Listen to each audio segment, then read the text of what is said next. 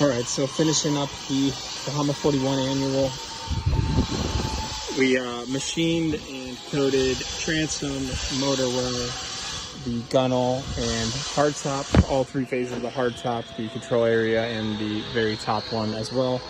Then we went through and detailed everything on the boat very heavily.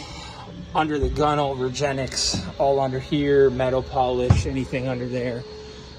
Same with the top sides, went through, made sure all the metal is good.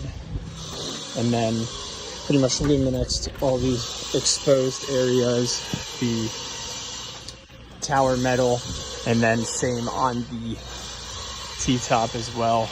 Pretty much got everything up here Regen-X. Everything during the wash performed great and cleaned up just how it should for anything that we didn't polish and coat, but no real complaints on this one. She turned out great.